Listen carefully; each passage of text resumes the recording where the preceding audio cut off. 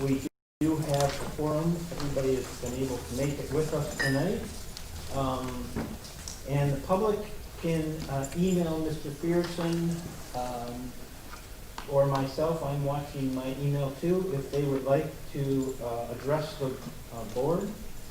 Is your microphone? If anybody in the public would like to address the board, Ben Fearson's email is on the public input. If you'd send an email to him. We are still under state guidelines, which do not allow us to have enough individuals in the room to have this as an open meeting. So as an open meeting for people to be present here in the room. So this is being broadcast. The link is in the agenda.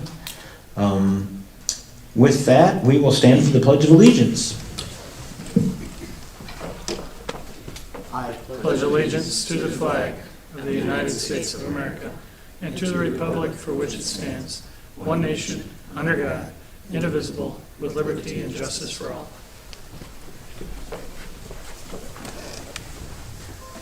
Do we have a motion to approve the agenda as presented? So moved. Mr. Chairman, I'm requesting that item 6.1.2 be amended in order to allow a separate vote on the policy 510.1 KM. So noted, and we will make that change. Mr. Fearson, can you make that change? You don't have to make it on the fly, but if you can, when we get there. Thank you, Mark. Anything else anybody would like to, so did you make that motion, Mr. Torkelson, did you make a motion with that amendment? Is that what you'd like to do? I guess I was understanding that it's like a consent agenda. If we request it to be a separate vote, I don't have to make a motion, am I correct? No, right. I'm saying you do a motion to approve the agenda with that amendment. Oh, yes, sir. Thank you. And do we have a second? I'll second. Thank you, Amy. Any other changes they would like to see or comments on the agenda? Hearing none, all those in favor of approved amended agenda, state aye. Aye. Aye. Opposed, same sign. The motion carries. And we are on to communications. 3.1 KMESP notice of desire to negotiate. Mr. Matuska, we received that communication. You want to talk a little bit about that? Yes, that link is attached in the communications. I just received that and I let them know that I'd come to the board and see if the board members would like Bob and I to handle that negotiation, or if individuals from the finance committee would also like to be involved in that. That answer doesn't have to be now, but we're just communicating out to let folks know that they've requested, their contract is up on June 30th, so that contract starts July 1st. So if the land and facility, or not land and facility, if the finance committee is interested in getting together and speaking a little bit on whether or not you'd like Bob and I to do that, or if, last time, remember, we had the entire finance committee at that one, so let us know how you'd like to pursue. Thanks. We will do that. We will have that discussion and get back to you and Mr. Haas. Thank you, Mr. Matuska. With that, we are on to, if there's nothing else on that, we will move on to 3.2, discuss superintendent's performance goals. Mr. Matuska. Yeah, we had discussed this at the end of our last meeting, and on the agenda was, of course, the one I had promoted was the insurance settlement and working through that as we go through next year. I think it was Angie who brought up the fact that we did a bunch of work on the Alumni Association and whether or not that should also be included with the performance goals. So I'll leave that up to the board. We can discuss this right now, but there's an action item later in the agenda to finalize next year's performance goals. And we usually try to come to consensus on that between the superintendent and the board members, but I'm pretty flexible if we take a good look at that. I do know, and I do know that there was a ton of work that was done on the alumni relations last year, and I'm trying to think of timing as we go into next year on whether or not the alumni relations would be great, and maybe the perception of the board is that it would be a great time to start that, but others may say it might not be one of the best times to really dive into the alumni relations. So I'll leave that discussion up to you and let you go forward. So I'll take any feedback people have at this time, otherwise we will have the discussion down when we vote on this. Any feedback?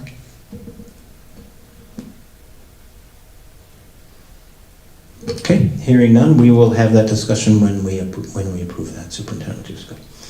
And we are on to 3.3, consider approval for resolutions of acceptance of gifts of $4,022.51. Angie, would you go through that, please? Sure. I, Angie Richards, introduce the following resolution and move for its adoption. Whereas KM Competition Cheer Boosters has generously offered to donate $566 to KM schools for the wrestling cheer team uniforms. Whereas KTTC has generously offered to donate $25 to KM schools for the Athlete of the Week. Whereas KM Softball Boosters has generously offered to donate $2,900 to KM schools for a softball coaching stipend. Whereas KM Baseball Association has generously offered to donate $531.51 to KM schools for baseball dugout equipment. Thank you for that motion. Angie, do we have a second on that? Second. Thank you, Zach. Any discussion on the resolution for acceptance of gifts? Hearing none, all those in favor of the approval of the resolution of acceptance of gifts, state aye. Aye. Opposed, same sign. The motion carries. Again, a very generous community supporting Kasson-Mantorville School District. And we are on to 3.4, board committee reports. There hasn't been much activity since we last met, but I'm still going to go through them. We'll start with land and facilities. Mr. Madiri, anything for the board? Nothing new to report at this time. Okay, thank you. Mrs. Richards, anything from the personnel? No. Thank you. And I have finance, and there's nothing to report, and we have not met since the last board meeting. We are on to policy. Mrs. Olson, anything for us? No, we talked about the changes that were made and proposed last meeting, so I didn't hear any feedback in the one that was pulled out tonight. We can certainly have another policy meeting to kind of delve into that a bit more and welcome any and all feedback on that prior to us meeting. As soon as we get a meeting set up, I'll go ahead and let you all know so that you're aware of the timeline on that. Thank you. Anything for Ms. Olson? Okay, with that, we'll move on to student activities. Mr. Torkelson, anything for us? Nothing. Okay, thank you. We are on to Zed. Mrs. Olson, looks like we did have one meeting back on the 21st. Anything from Zed you'd like to report? We have a meeting coming up this Thursday. There's been lots of communication back and forth with the superintendent group as well as with the board members of Zed in regards to moving forward with the building project, which we'll be voting on the resolution ratifying concurrence with the proposed project through the issuance of certificates of participation. I do want you to note that the amount will be less than what we had previously set as our threshold. Hayfield has already voted yes, and there are 4 other districts voting tonight with 1 voting later this week. So I don't have any information about whether or not we will absolutely be moving forward as a 6-member Zed district. And I want to be very clear that none of us want that. We very much enjoy having Pine Island be a part of Zed. And if they were to call us tomorrow and say we're on board, no one would be happier than the Zed board and Patrick. But we also need to take in consideration what's going to be best for these students and these programs that are needed to serve each and every student of our district as well as those other districts. So more information to come after Thursday's meeting, so just be on the lookout for that. Thank you, Amy. By the way, thank you for your extra time on that. I know that's another full committee, and a lot of meetings. So thank you for your leadership there. Any questions for Ms. Souls? Okay, we'll move on to community ed. Mrs. Richards, anything on community education? No, we are scheduled to meet next week. Thank you. And we are on to legislative. Mr. Alvarado, anything for us? No, we have not met. The 2 dates that are listed there did not meet. As you know, the legislature was called back for a special session, which is underway now. I'm pretty sure that's pretty much just going to be the bonding bill. They did pass, before it ended the last session, the main HF 4415. And the 2 key things out of that are that it does not contain any unfunded mandates, so that's good. And it does assure full state funding for the 2019 and 2020 school year, adjusting funding streams. So that's pretty much that. We'll have to wait and see what happens out of the special session. Thank you, Mr. Alvarado. Anything for Steve? Okay, that ends our board committee reports. We are on to 3.5, Superintendent Matuska's communications. Superintendent Matuska. I thought it'd probably only be appropriate to, especially with the goings of today, to discuss a little bit about the diversity and what's going on here at Kasson-Mantorville, specific to some of the events here in Minnesota, in the Midwest, in the United States, and actually globally. So I wrote some prepared statements, and I also have a Leading with an Equity Mindset handout. And I'll go through this prepared statement first, and then I'll go into the mindset link if that pleases the board. So school board members and those that are listening, our faculty members, our students and citizens of the Kasson and Mantorville communities, let me first say I was extremely saddened as I watched the body of George Floyd go lifeless on my computer screen last May 30th. My thoughts went immediately to his family, who would have to endure that image for the rest of their lives. I felt pain for the Black community who were watching this incident, knowing that there were 1,000 outcomes that would have been better than the one they were observing. And I felt terrible for the many students of color within our own school district that also observed George Floyd's death. And in this past week, I became aware of some communications from graduates and current students about the changes they desired from their alma mater, Kasson-Mantorville. Let me just say, we hear you, and thank you for your feedback. And I want you to know, we all take those communications to heart. So I quickly started thinking of all the programming and curriculum that we have established here at KM that we utilize in each of the buildings to address the equity issues, and wonder how we can enhance their value. I've included in your packets tonight and attached them to the agenda all of the programming that we currently do at KM to address equity in addition to discrimination and other unacceptable behaviors. And I plan to review that with the school board momentarily.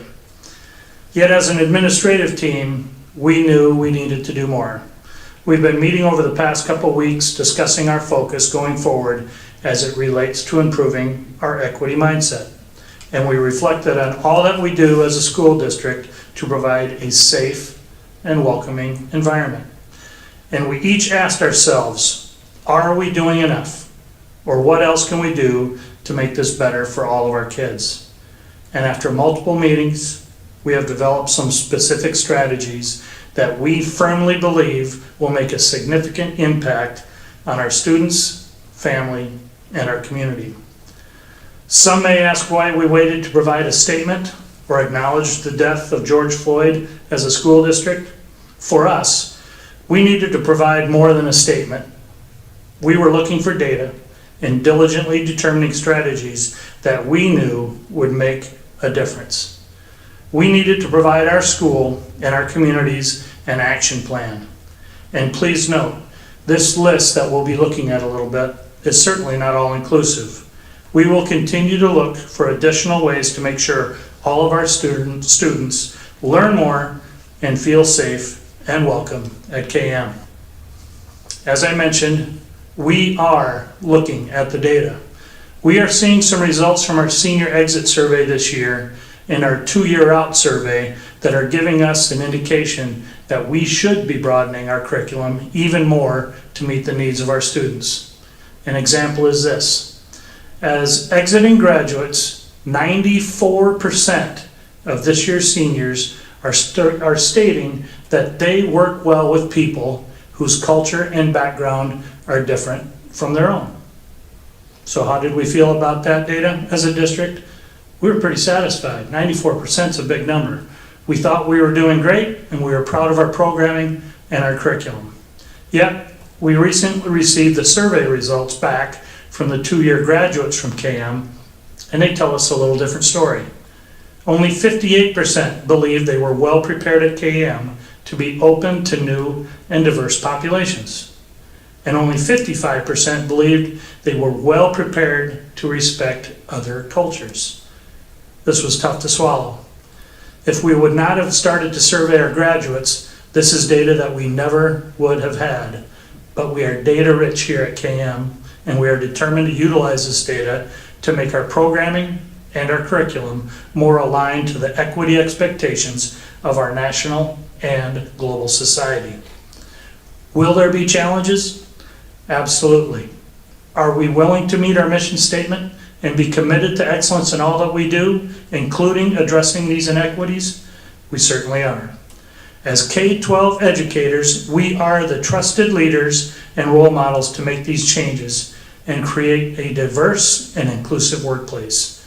And we cannot be complacent. We need to assist in building the capacity of our administrators, our teachers, and our students to understand and confront all racism. We need to listen more intently and our students and provide a more culturally sensitive and equitable curriculum at each of our buildings. And we need to consistently reflect on where we are and commit to going forward and getting stronger. We will never be the premier district we envision for ourselves if we don't make the changes that present themselves to our students and to our communities. I often think about the words related to change from tennis champion and Presidential Medal of Freedom recipient Arthur Ashe. Most people resist change, even when it promises to be for the better. But change will come, and if you acknowledge the simple but indisputable fact of life and understand that you must adjust to all change, then you will have a head start. And being the change starts with our own reflections first.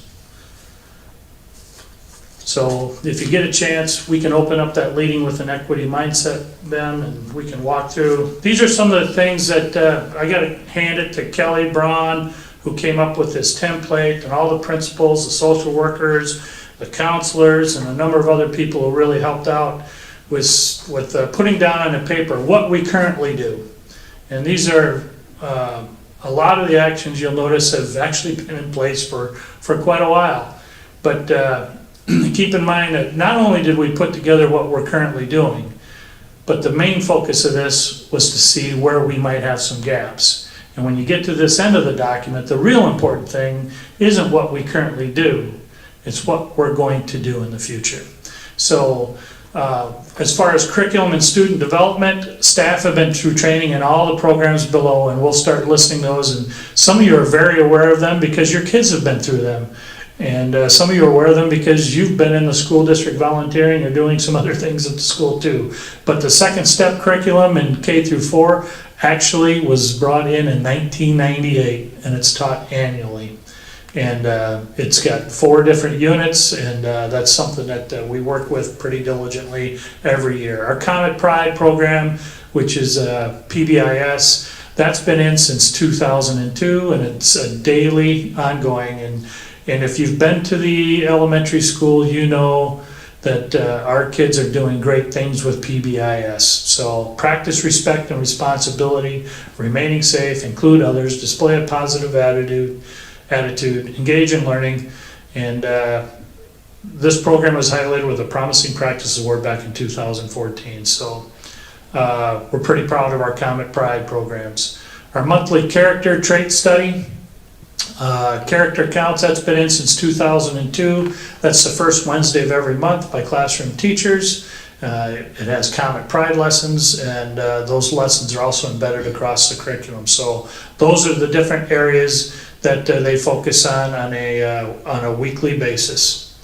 Moving down to the second step curriculum for pre-K, similar to what we talked about right away, but it's being taught right now by our 3 and 4 year old preschool teachers. Olveus came in the fall of 2011. We were one of the first around this area to bring in the Olveus program, and it's still being used in our advisory curriculums today. And Olveus is really about the positives. It's certainly an anti-bullying curriculum, but it focuses a lot more on being positive and being growth focused for our students. So one of the big things that I always liked about the Olveus program was it identified the hot spots where kids did a lot more, like the buses and during free time and the lunchroom and around their locker bays. But it also really promoted kids who were bystanders, that if you're not even though you're not doing the bad act, if you're a bystander and you're watching, you have a duty to report. And I think some of that is true to what we're going to expect when we take a look at some of our equity curriculum. The big day for pre-K since 2013 is well received. Our Seeds of Learning in pre-K. Jenny does an awful lot with our pre-K community, and that's a big part of that social skills development. Our common sense media lessons have been going on since 2015. Deal a lot with hate speech, which is probably in cyberbullying. Our top 20 training, which we've been going with since 2016, and that's just our staff gets training on top 20, and a lot of that certainly filters through to our students as well. Sealed Mindset, I think some of you remember that back in 2014 and 2015. That was 2 years that we went with the middle school curriculum with a Navy SEAL from the area that actually taught programs, I believe, on a weekly basis to all of our middle school kids. Youth Frontiers. Youth Frontiers was actually around back when I started being a middle school principal back in '92, if not even before that. But they've got the Kindness Retreat for 5th graders and the Courage Retreat for 8th graders. Leadership meetings with coaches and advisors, that's something that Brock has taken great pride in and has really emphasized that. Our PBIS and COAR training and implementation, that's our positive behavior intervention and supports, is began in 2019, and equity was a big part of that discussion as well. Becoming a Comment is just a little bit further down. It was implemented in 2019. That's in our pre-K again, and that's ongoing daily. I think some of you get the updates from Jenny in her board report. She talks a lot about the Become a Comment program. And then our high school advisory, Trent stuck in three different areas that he's focused on mainly with his high school advisory program, and I think a lot of you realize we're going to that in the mornings next year, so he's excited.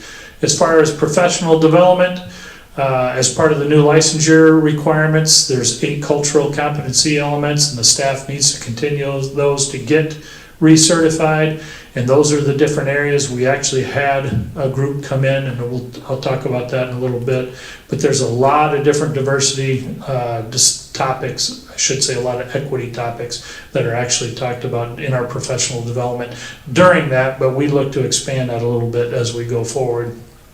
The CEU committee is meeting the cultural competencies for relicensing as mentioned in the training options. Those are some different resources that are available to our teachers and our high school advisory leaders as well. And the Fontes and Pinnell is what's available to a lot of our elementary staff as we just inherited, or actually we're moving into the Fontes and Pinnell classroom literacy themes.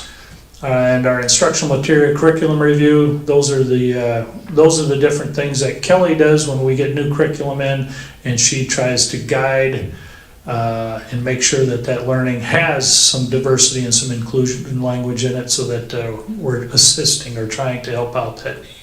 So those are some of the things that we already currently have in place. I can tell you that as an administrative team, we just met with the Diversity Council who came in and did the cultural competency training for us, and Kelly has developed a really strong relationship with Heidi Wilkins.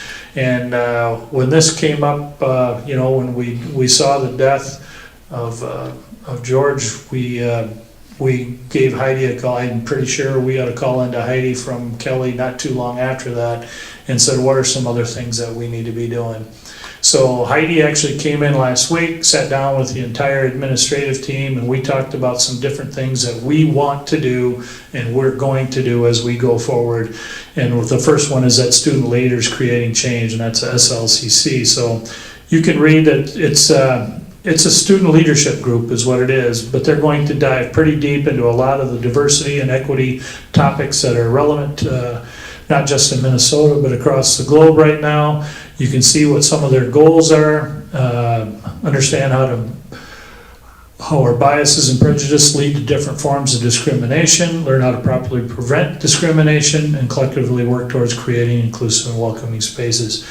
All of those things fit very well into the vision and mission that we've established as a school board and as a district. So you can see some of the topics they include, and we're looking at launching that right away next year, all pending what the governor decides. If we go to a flex learning, this might be a little more difficult to introduce right away at the start of the year, but we'll work our way into that. And I'm still very hopeful that all our kids are in school right away next fall. So youth and whole family training, this is a much more comprehensive approach than just the student-led teams, but this gets our administrators, our teachers, and our support staff all trained, and it can involve parents, it can involve students, we can also get board members involved, and what this looks like is something we get to develop with the Diversity Council, but I think this has got a lot of promise, and I think this will really give us an opportunity to listen and hear what some of our students of color and hear what some of our graduates, and really digest a little bit more about what they're saying and some of the survey information so that we can make stronger decisions as a district. Jenny's looking at an early childhood family education outreach, doing something similar to what we do in the elementary school with community-based educator nights.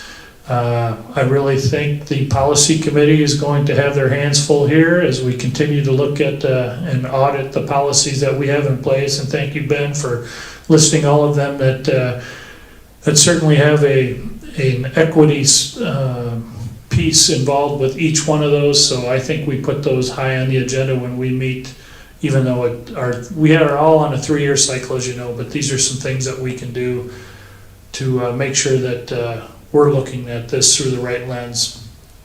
Our strategic plan is something else that would be great for us to sit down and take a look at. Right now, our vision statement is to be the premier district and for inspire all to become prosperous, responsible citizens in a global society. And I think we probably understand more what a global society looks like each and every day.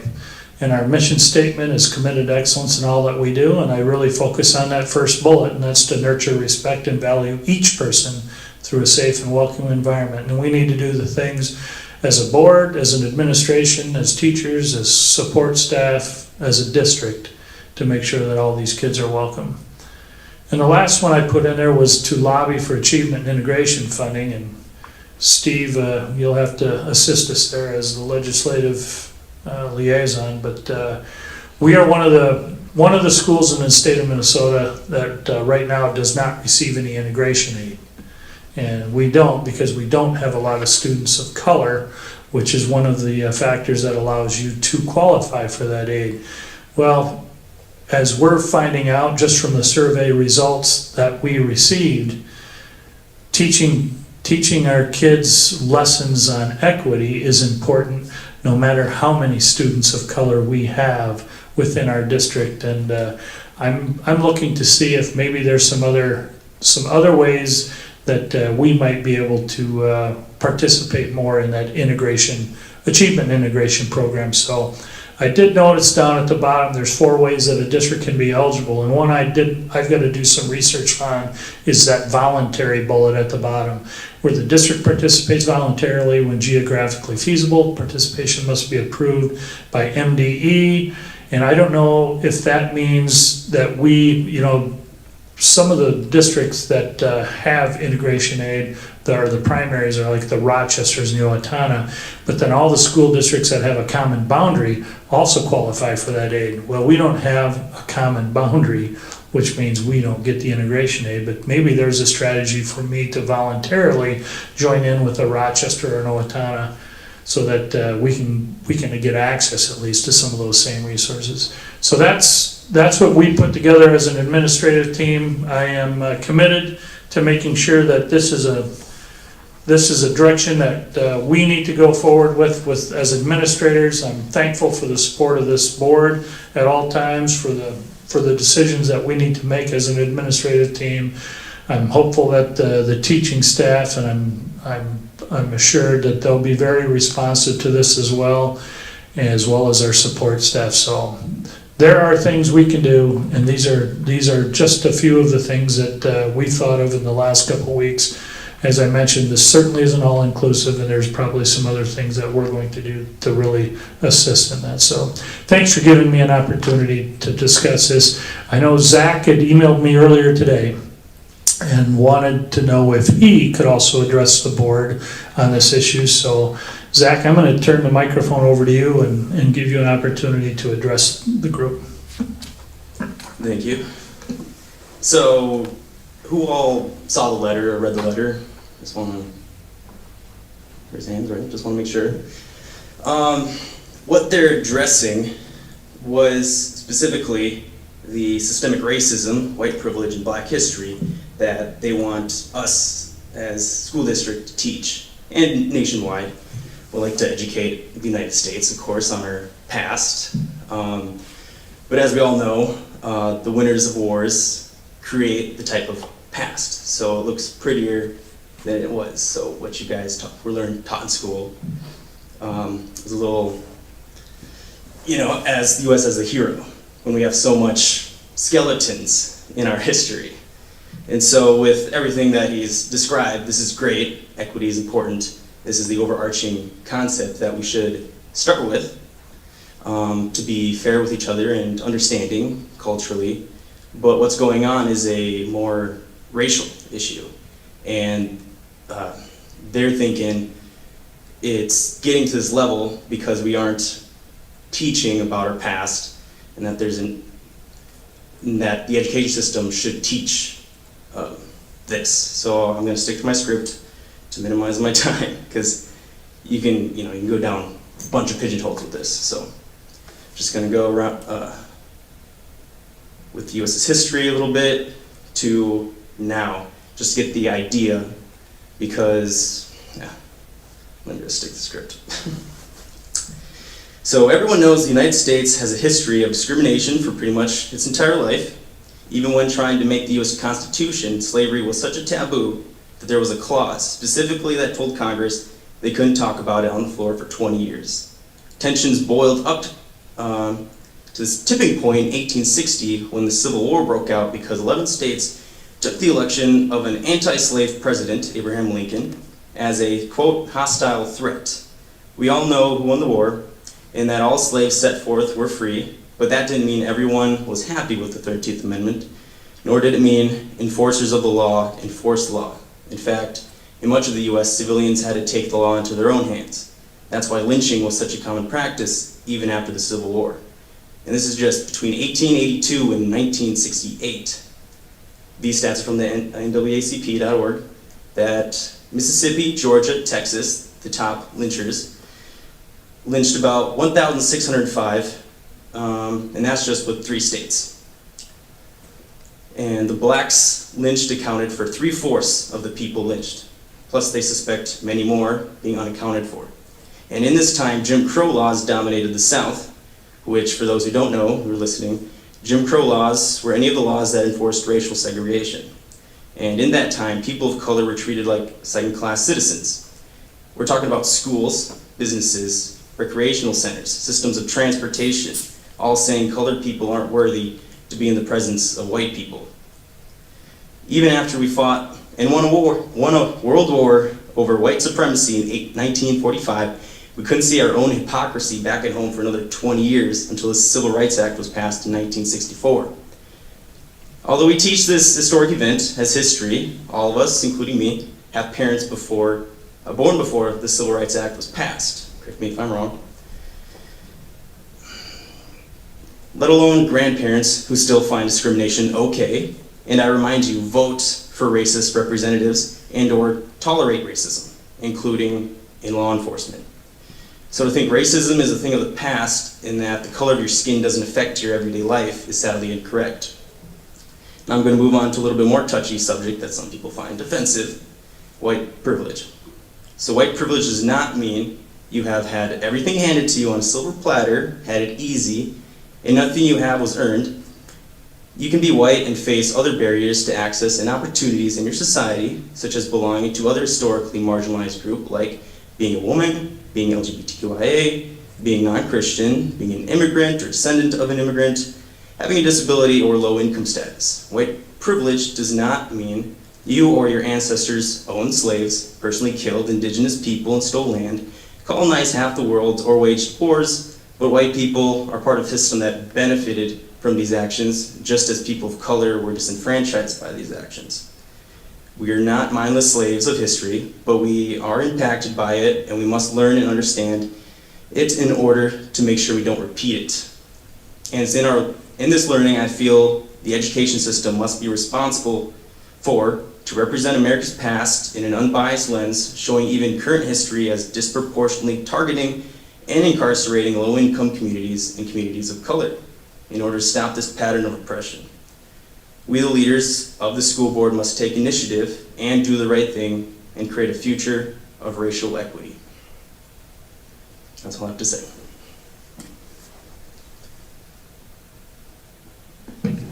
Thank you. Mr. Matuska, anything else? Okay, thank you. Thank you for all the work with leading with equity mindset. Thank you for detailing what we have in place and an action plan as we move forward and getting that implemented and already having implemented pieces of it. Thank you for that work. Appreciate it. With that, we are on to public input. Mr. Fearson, I did not receive any emails or communications. One person asking if what Mr. Matuska just read was public and available, and it is attached to the agenda for people to look at if you want to remind people that can be viewed. Yeah. So if I can certainly make what I read available too. I mean, I think the leading with an equity mindset's there, but I can certainly make that available. I'm sure Alex might want it up at the DCI. Okay, so the answer is Mr. Matuska will make that statement available, and the leading with mindset is in the agenda. That is that information. So thank you. Thank you for the question. With that, we are on to the consent agenda. Do we have a motion to approve the consent agenda as presented? So moved. Thanks, Angie. And a second. Thanks, you, Brandon, for the second. Any comments, any conversation on the consent agenda? I just have a quick question regarding the enrollment and stuff. Do we have a number right now as far as our incoming class? The Kindergarten last, class? Bob has a number that we were sitting on. I'll let him speak. Well, the last update that we had was that we're really close to 150 right now. So, and typically we'll pick up a few more additional over the summer too before school starts. So I'm gonna move. Let's speak about him. Thank you for the question, Mr. Madiri. Thank you, Mr. Haas, for the answer. Anything else on the consent agenda? Any questions? I just want some clarification on 5.4. This was voted on and approved, and this is the second year, so it's not that we had to come up with additional funding, correct? I just want that to be very clear. No, we have been waiting patiently till the legislative session was over because we weren't positive that staff development funds would be part of our our picture going into next year. And if it wasn't, it was going to be a very difficult decision if we needed to pay Bethany out of our general fund budget.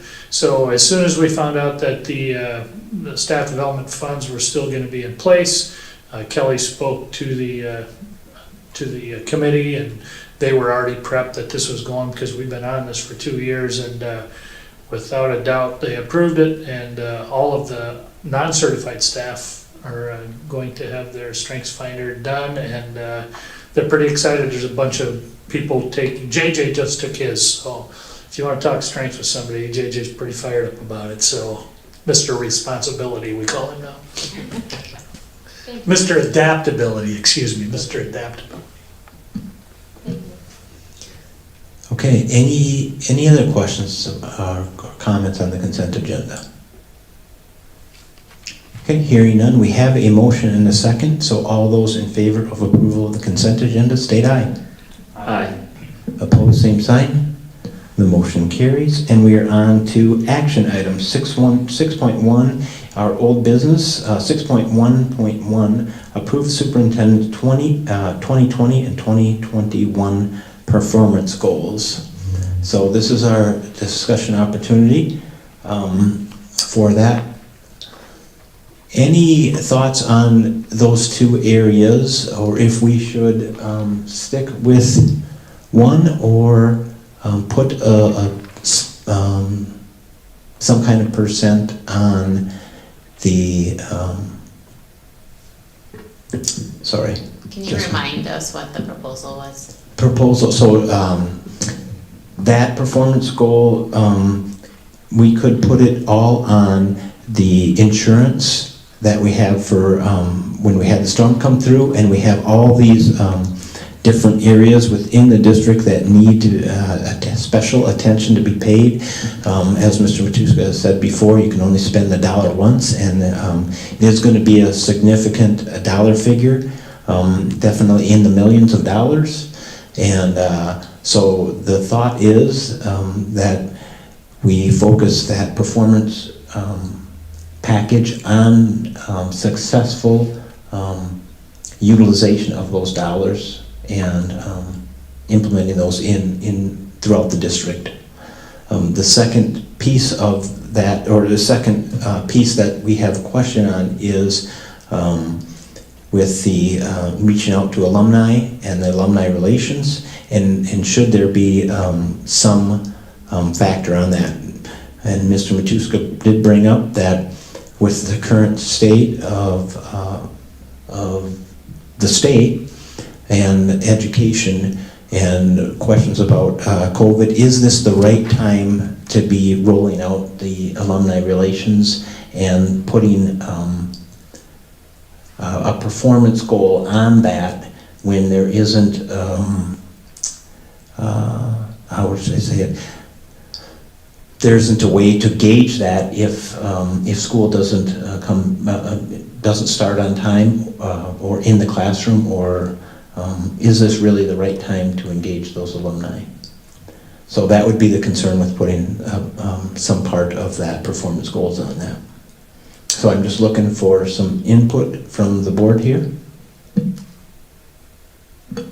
I'm in favor of just keeping it to the one. I think, one, it's a big task. Two, there's a lot of other things that are on the district's plate right now, as well as the uncertainty of what that COVID-19 will bring for us. In addition, I think now is not the right time to be seeking out donations to start that, as we're not sure what the state funding is going to be like after this year. And so just to play a very conservative role, it would be counterproductive to be seeking funds for that, or and then also have to potentially seek funds for a program that we currently offer. Now, if there was a donor who were to come forward and say, I want to fund this, let's do this now, I think that's a new conversation. But I think that keeping it with the one would probably be the most appropriate at this time. Not to say that I don't want to see any work done on it, because there's been a tremendous amount and I want it to still be moving forward. I just don't know that we should be tying a percentage that's tied to dollars to that at this time. Thank you, Amy, for the input. Anybody else have thoughts on that? What have we done in the past? Is that atypical to have it just one item?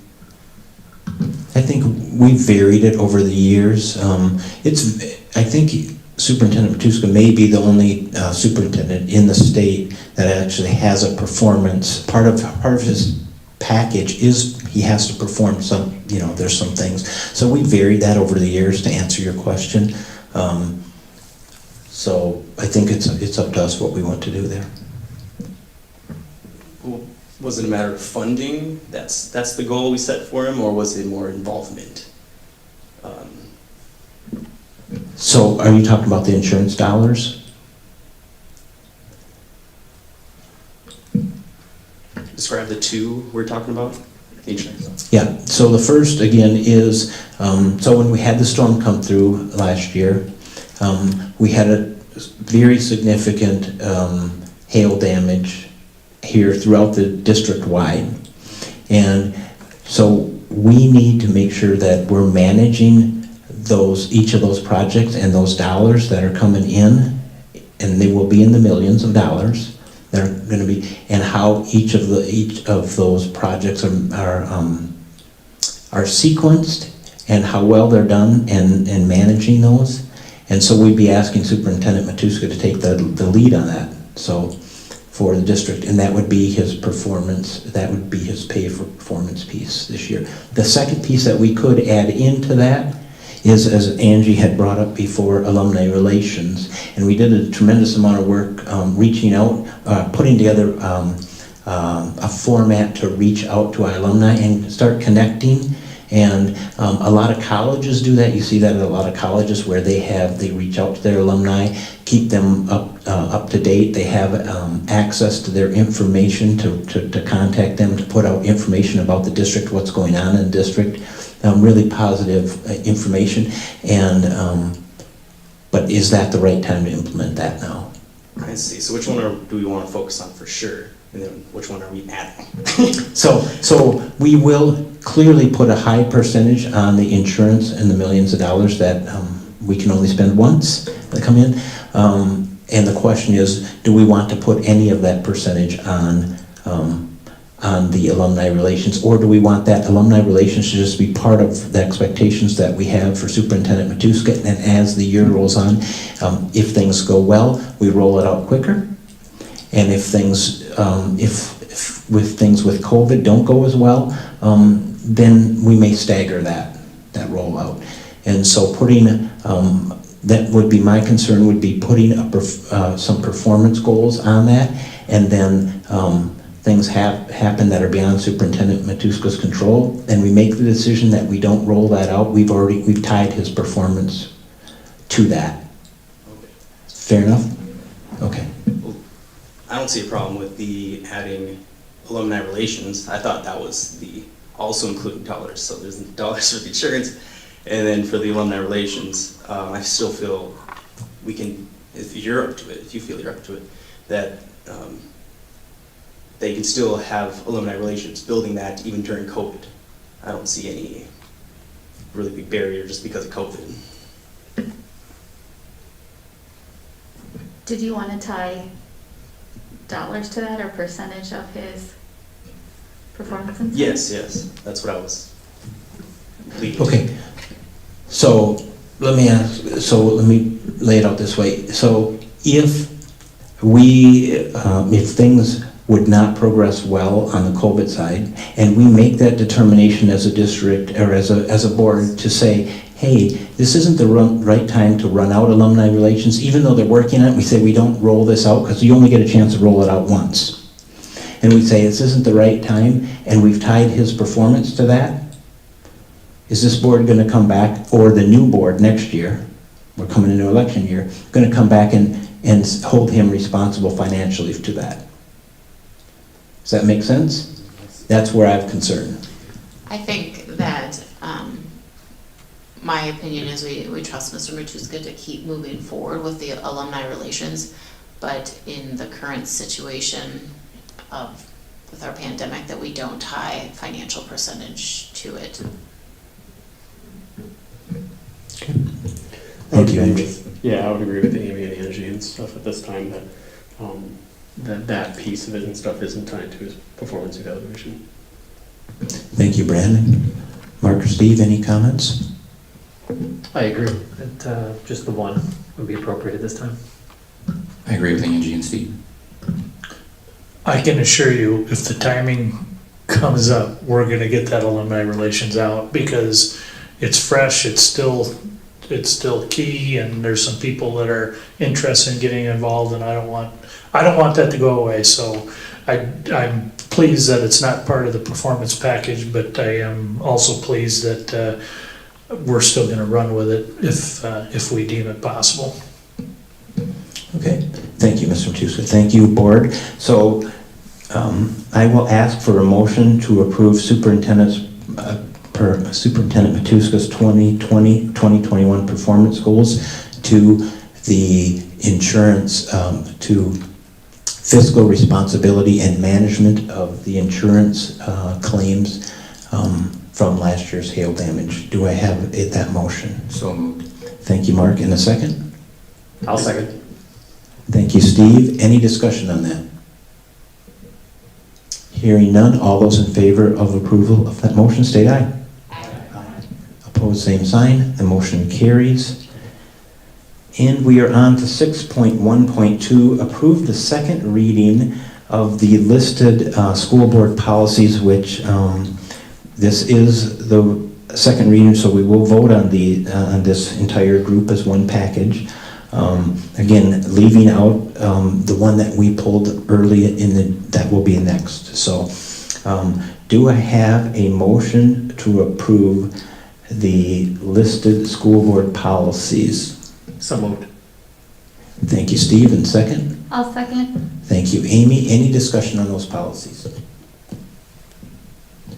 I will just say thank you for all that work in reviewing those, and we know that we have a set coming up that's going to take just as much time, so thank you, Policy Committee, for that.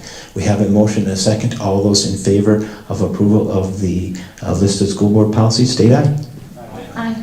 Opposed, same sign. The motion carries. We are on to 6.1.3, and this is the second reading for policy 510.1 KM extracurricular rules and regulations. And it is up to the board, it's the board's will, but we can do one of two things. We can take a vote on this, or we can table this if the policy committee would like to go back and take another look at this, or we can vote on that. So I will accept a motion. To, I'm not exactly sure how I do that. So do I have a motion to approve the second reading of the listed policy 510.1? So moved. Thank you, Zach. And a second? I'll second. Thank you, Amy. Any discussion on that? I have a statement to make, Mr. Chairman. The first reading, I shared my concerns about the current language of this policy in regards to who is able to determine what constitutes an appropriate behavior. I believe that it is our responsibility to write policies that are not only fair, but clear, and I do not believe this policy, as written, is either to our students. I also want to emphasize that I do not have concerns with the decisions made by our current administration, but feel it is an aspect of the policy that can be improved upon. I also feel that it is important due to the fact that when the school board writes a policy, it writes a policy not only for current administration to implement, but it also future administrations, which may not share the same judgment on similar situations. I would like to see the policy language updated, and I am more than willing to work with the policy committee to develop an alternative in which, one, clearly outlines behaviors we expect from our students, two, gives administration the discretion needed with an appropriate guardrails in place, three, can be acted on quickly and easily with the backing of the board. For these reasons, I would like to make a motion to table a decision to a future date and give the policy committee a chance to receive constructive input. Thank you. So we have a motion and a second. Any other comments? Hearing none, all those in favor of approval of KM Policy 510.1 KM Extracurricular Activities Rules and Regulations, state aye. Aye. Opposed, same sign. Aye. The motion passes. And we are on to 6.2, new business. 6.2.1, approve a resolution establishing dates for filing affidavits for candidacy. Now, so this is the school board, and Angie has already set the, signed, she's the clerk, she will approve these. Those dates, though, are set to begin July 28th, and they will close August 11th. So, I move to approve 6.2.1, thank you, Angie. establishing dates for candidacy. Thank you, Angie. And a second? No second. Thank you, Brandon. Any discussion on that? Just a quick one, was it, is this state mandated, or is this what he came up with? The filing date, it's just kind of, There's a window. Window, It has to be yeah. this many days before the election that we have to do it. And part of it is we could have approved this right before the next one, but we have to publish it for 2 weeks in advance of the filing date. So this gives us some extra time to do it today. okay, appreciate it. Okay. Any other questions? Hearing none, we have a motion and a second. All those in favor of the resolution establishing dates for filing affidavits for candidacy, state aye. Aye. Opposed, same sign. The motion carries. We're into 6.2.2, approve the fiscal year 20 revised budget and fiscal 2021 proposed budget. Mr. Haas, anything for us there? Sure. In your packet, you had a document that listed out the proposals for both the budget revision. It's online, Just attach. just attached. I can put it up on the screen. Oh, okay. And for the upcoming fiscal year 21 budget. If you recall, last year at this time, we had just come out of the legislative session that didn't have a approved budget at the time that we adopted the FY20, nor did we have our most of our work agreements with our staff settled at that point either. Usually with the second year of the biennium, things are a little bit more settled and we know the direction that we're going, but with the COVID, as we've all been kind of talking recently, it's kind of leaving a few things in flux. On the budget side of things, the state has pretty much guaranteed that we will be receiving the funds that we're entitled to for our general fund and any of the state resources for our other funds that we have access to. Probably the area where it's most questionable is the local funds. Though, for example, in the food service and community ed, where it's based on participation. That's probably where I see the most questionable pieces of the budget for you. If you can, I'd kind of like to maybe just jump to page 5 in the document and maybe just kind of go over a few things that we've put together, some of the assumptions that we've done. My intention is not to read every number for you. I don't want to bore you and drag this out, but the revenue side of the budget is a 2% increase, which was generated by the state. About 90% of our revenues for the general fund come through the state. Wage and benefits that you see on the expenditure side are based off of the contracts that we have settled to date. I think really the only large one that's still kind of out there is for the secretaries. That one has not been settled for the coming year, but everything else I believe has been settled. Going back to the local revenues, if you go back to page 3, it is under the local general funds, you'll see that the local revenues are about $300,000 less than in fiscal '21 than they are in '20. And the reason for that is because the construction tech house from fiscal year '18 has finally sold. So we're showing that as a revenue in fiscal year '20.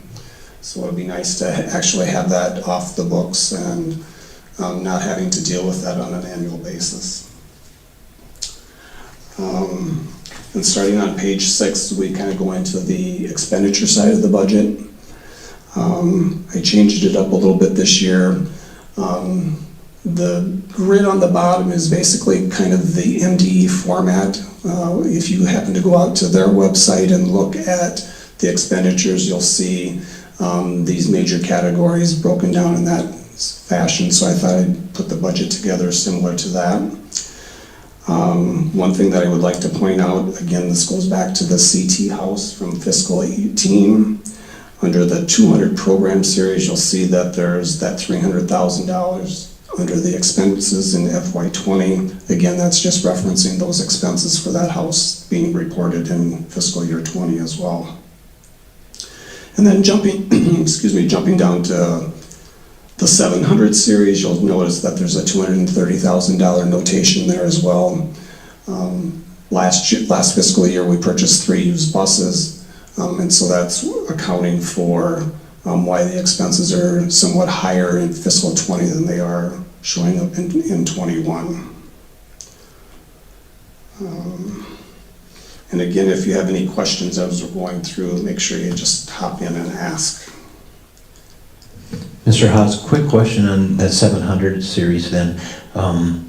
There's no anticipation of need to replace any of the transportation vehicles At this point, we're not looking at any, no. We think the fleet is setting pretty good. Okay. The only way that would maybe change is if through the inspections they find something that we would need to take one offline, but at this point we're not anticipating that. And just a quick, I think we've discussed this before, but we typically have buses, our oldest buses is 20 years old. Correct. Somewhere around there, and we try and cycle those off after 20 years. Yeah. Okay, thank you. Yeah. So then beginning on page 7, it's just a little bit further breakdown of the expenditures by building, or page 7, it just kind of shows you the district-wide expenses. And again, those are expenses that aren't site-specific, like transportation, that serve the function of throughout the district. You'll notice on the 200 series on this page that those expenses are about $10,000 higher than they were for 21, and that's because we purchased the costume shop downtown, their inventory. So that was a one-time expenditure that won't be reflected in the 21 budget. And again, under the 700 series, this is kind of where you see the actual 230 for the buses. Again, a little bit more site-specific, if you will. Page 8 is the elementary building. Here in the 700 series, you'll notice that the expenses are about $40,000 higher. When the school shutdown came, excuse me, and we needed to put in the childcare, we set up a series of account codes here to be able to track those expenditures for those expenses here. And those, again, we're not anticipating that we'll be doing that in the 21 budget. And then under the 800 series, we did a number of LTFM projects in 20 that we won't be doing in 21. Next page is the middle school. Under the 200 series there, you'll see that there's only about an $8,000 difference. The main reason for that is we had a couple of staff that retired, and the replacements for them were much cheaper, and so by those retirements coming through, it just reduced naturally kind of the expenses as a whole. And then under the 600 series, there was an innovation grant for about $15,000 that is the difference between 20 and 21. Bob, just a quick, remind me, we did increase a few staff members at the middle school for reducing class sizes, that's correct? So that's still reflected Correct. as well, that's fantastic. The change in the schedule actually reduced the class sizes, but we added some additional staff for our elective courses, which is what we needed to do. And then on to the high school, the really only significant changes there were in the 600 series, and again, that was an innovation grant. And then in the 800 series, we've got some larger LTFM projects that will be going on at the high school, namely the high school locker room remodel, and then some bleacher workout at the stadium. And then there's also going to be, excuse me, some tuck pointing done on this building as well.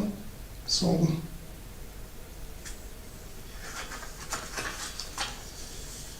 I don't know if you have any questions on the general fund.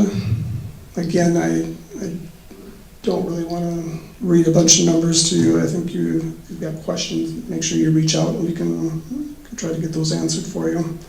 As I noted in the document for food service, USDA has not yet released what the reimbursement rates will be for the National School Lunch Program, which encompasses the breakfast and the lunch that we serve in a typical year.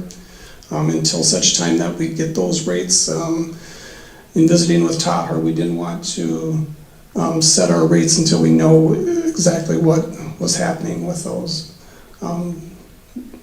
The federal reimbursement in the state comprises about 30% of our total food service budget, so depending on what those rates are set at can kind of drive what we end up charging.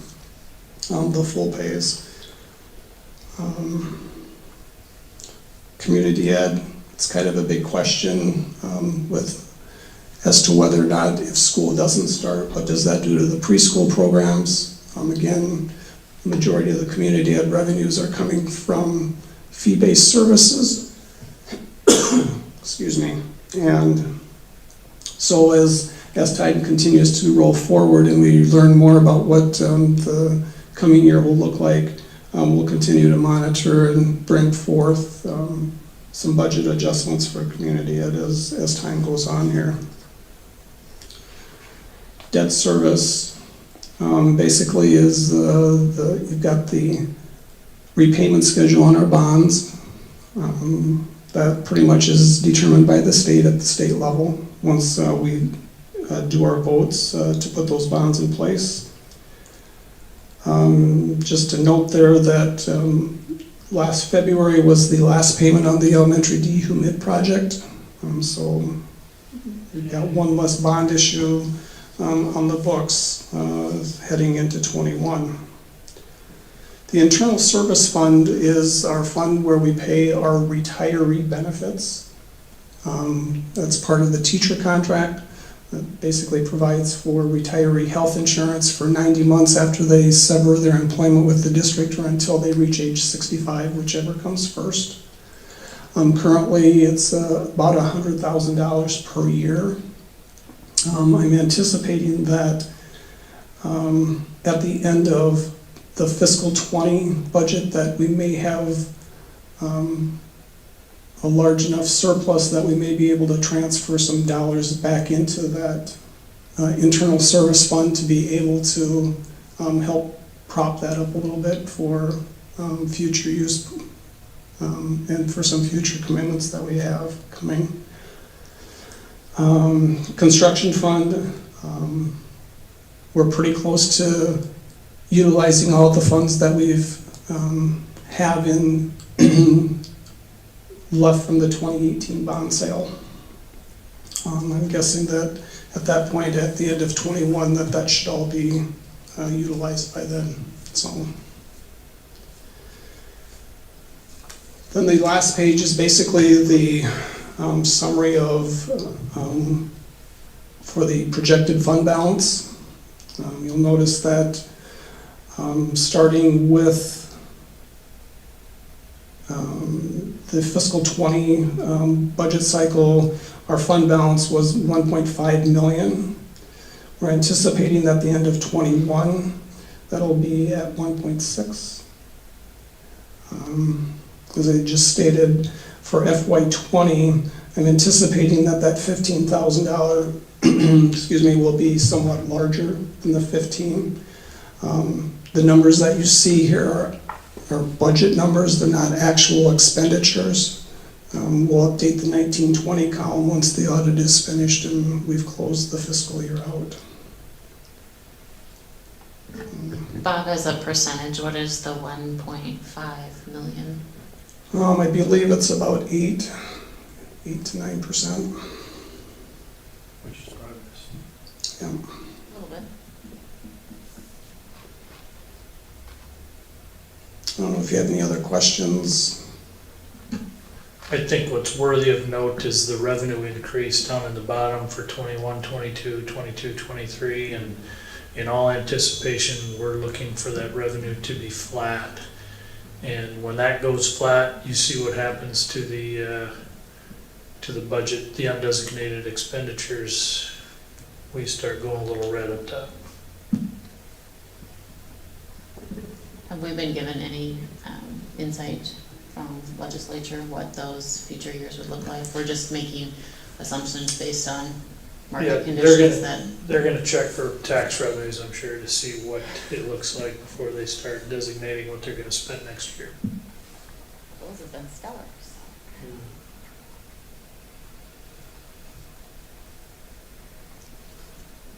Okay, thank you, Mr. Haas. Any questions for Bob?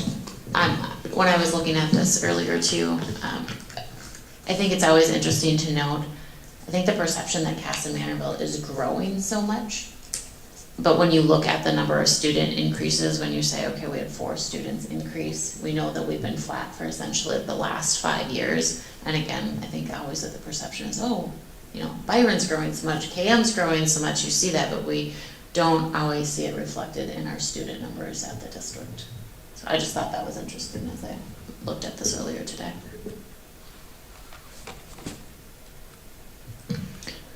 Thank you. Anything else from Mr. Haas before we ask for a motion? Yep. Thank you. I know that when he summarized it like that, it makes it,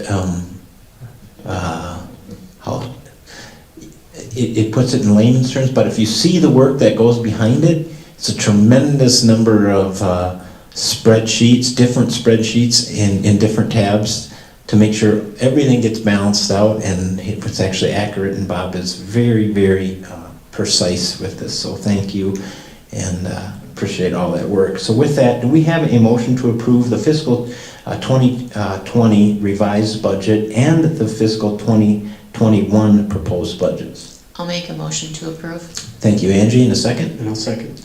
Thank you, Brandon. Any discussion on those? Bob, can I also say thank you for the beautiful color charts? Yeah. Trying to just make it a little more visually. Yeah, absolutely. It's great to put the visual along with the data. I really appreciated it. Great, thank you for that. So we have a motion in the second. All those in favor of the approval of the fiscal 20 revised budget and 2021 proposed budget, state aye. Aye. Opposed, same sign. The motion carries. We are on to 6.2.3, approve the resolution for section 125 cafeteria plan amendment.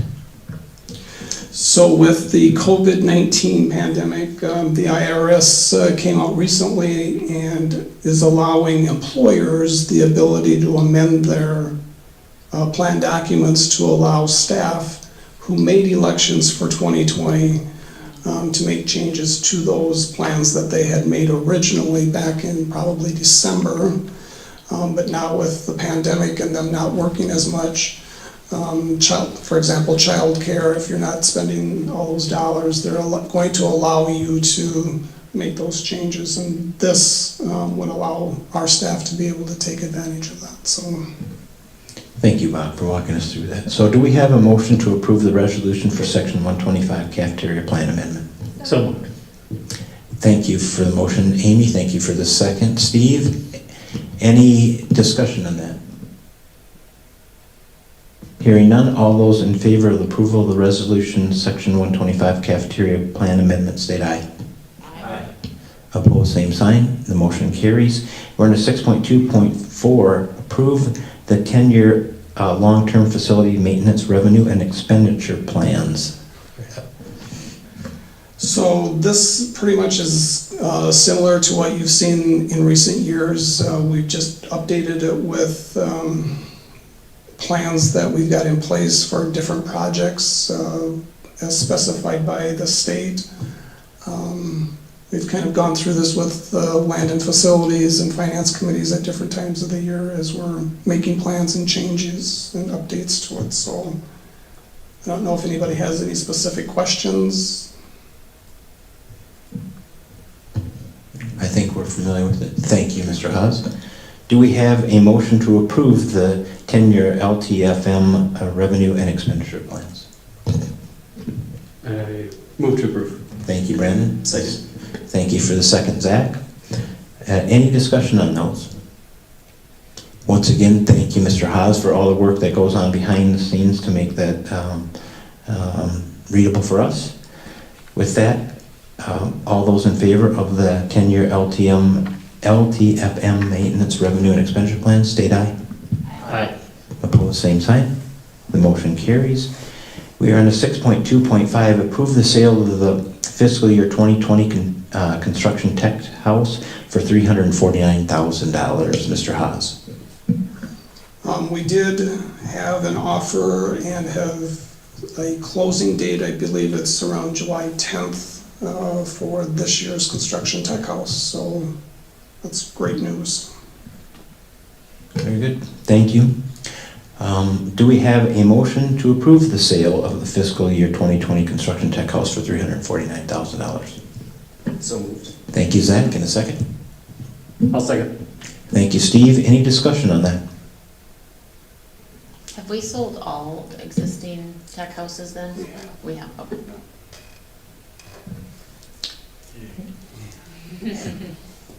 Anything else there? This one was sold, not sold, and sold again in like 3 days. So, Quality house. kind of built. Location, right? Right by Comet Hill. Yep. So, okay, so we have a motion and a second. All those in favor of approval of the fiscal year 2020 construction tech house for $349,000, state aye. Aye. Aye. Opposed, same sign. The motion carries. We are into 6.2.6, approved purchase of CHS judgment. There, Mr. Matuska. Yeah, in your packets, this is the judgment, and we finally got the CHS legal to approve this. This was hot off the press last Friday, so that's why it's in here today.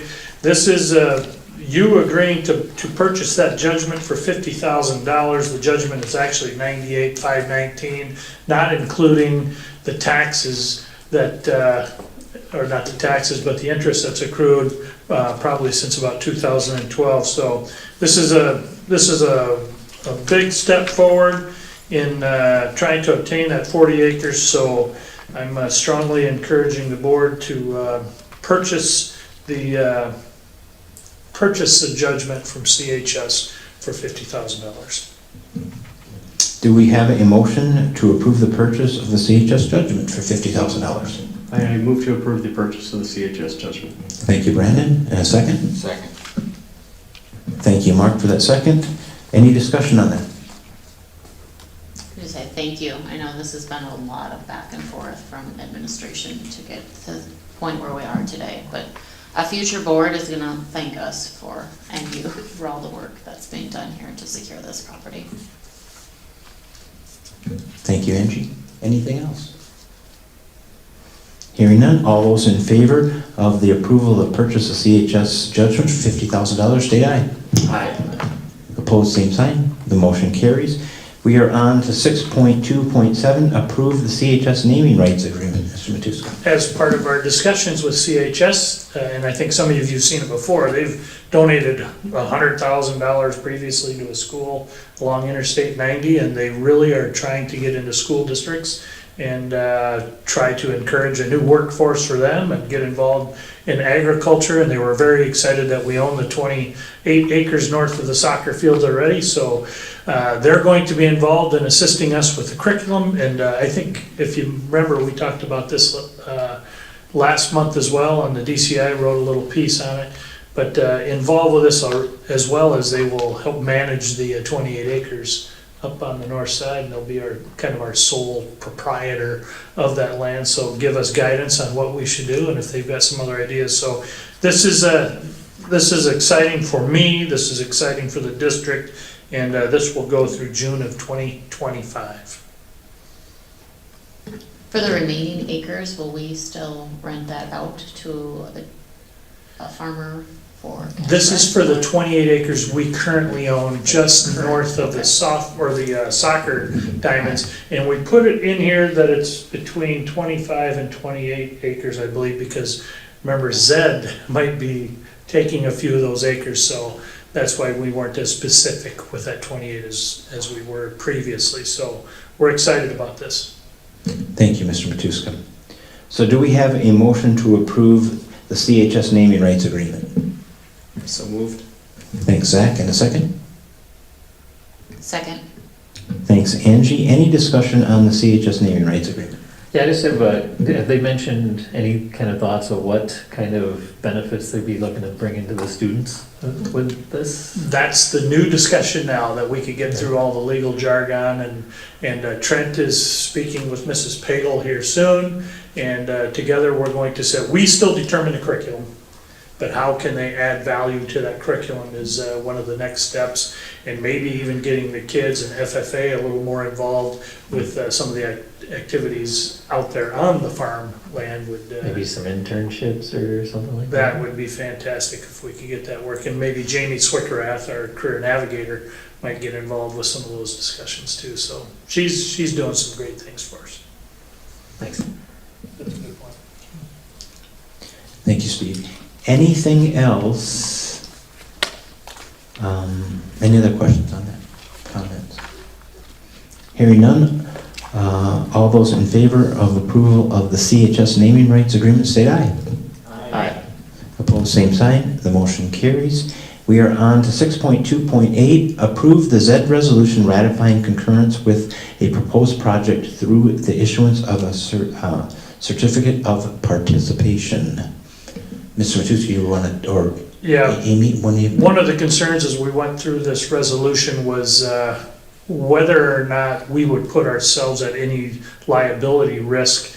And so we sent this through Margaret at Ratwick, Rozak and Maloney. She's given us approval. In fact, this bill through Ratwick is actually going to be split by, I think, 5 different schools who are all with Ratwick. So I just kind of led the charge on that. But she is very much in favor of this resolution, as she does not believe it brings any additional liability to our district if there were to be any legal action taken by Pine Island in the future. Thank you for that clarification.